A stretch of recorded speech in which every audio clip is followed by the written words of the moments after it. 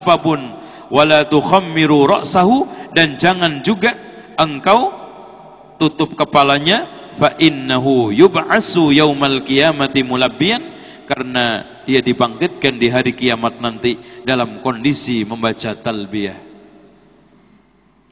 Ikhwas sekalian, perlu diketahui dahsyatnya hari kiamat telah digambarkan ringkas oleh Allah di dalam banyak surat.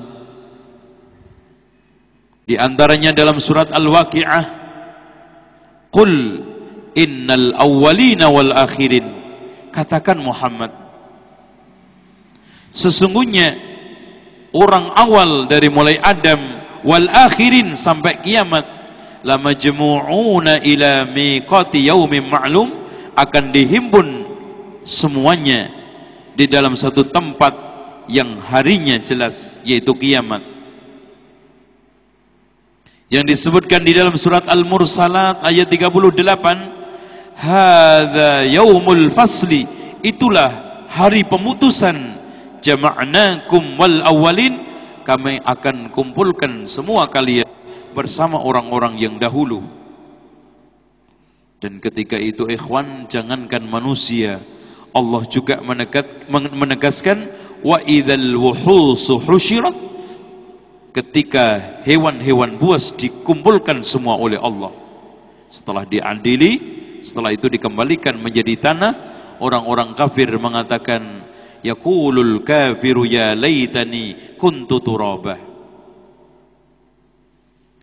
Nah hadirin sekalian, saking dahsyatnya Allah Subhanahu wa ta'ala menegaskan dalam surat Al-Hajj, tadhalu kullu murdi'atin amma arda'at. Kalau seandainya ada orang yang menyusuin, dia akan kaget, semua akan diletakkan. Wa tad'u kullu dzati hamlin hamalaha. Kalau seandainya ada orang hamil pun lahir ketika itu. Wa taran nasa sukara, kau lihat manusia seperti mabuk. Wa ma hum bisukara, sebetulnya tidak mabuk. Walakinna adzaballahi syadid, namun adab Allah lah yang pedih.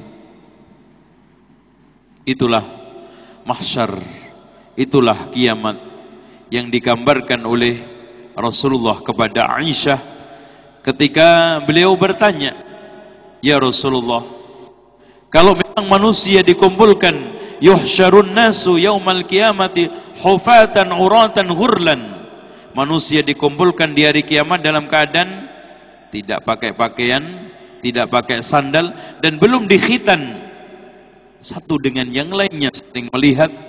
Apa kata Rasulullah? Ya Aisyah, perkara yang dihadapi oleh manusia lebih dahsyat daripada itu. Ini ditegaskan di dalam hadis Rasulullah sallallahu alaihi wasallam yang diriwayatkan oleh Imam Bukhari dan Muslim.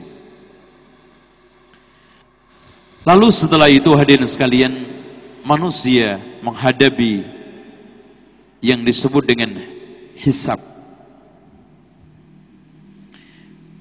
Pernah Aisyah radhiyallahu an bertanya, wahai Rasulullah, kalau seandainya engkau nanti kembali di akhirat, masih enggak ingat keluargamu?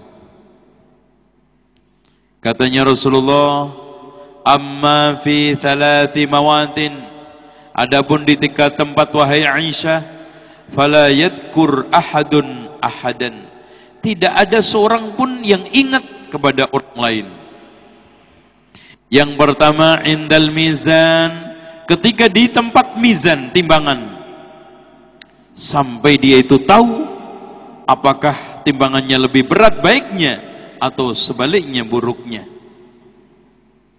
Kemudian yang kedua, inda tatayirul suhuf, ketika catatan amal dibagi, seorang tidak akan ingat siapa-siapa sebelum jelas catatan amal yang baik diterima dengan tangan kanan, atau malah sebaliknya diterima dengan tangan buruk, alias banyak keburukannya daripada kebaikannya.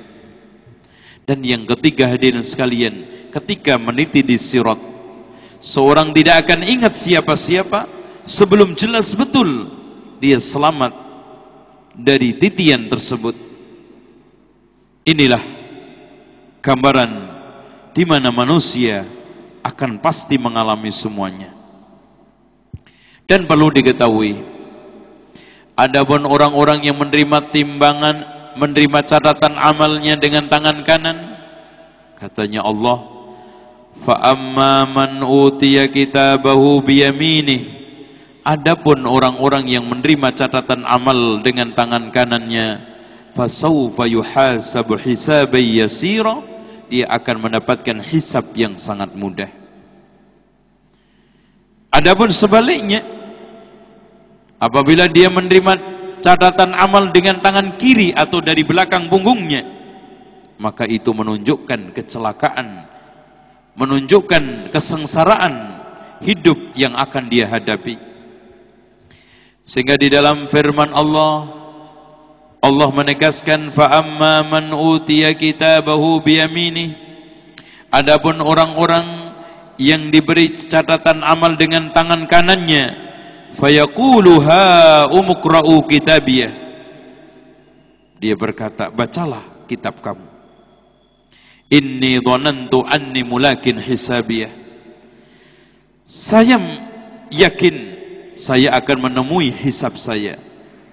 Fa huwa fi 'ishatir radiyah, maka orang tersebut hadirin sekalian akan menemui penghidupan yang nikmat, penuh dengan keridhaan.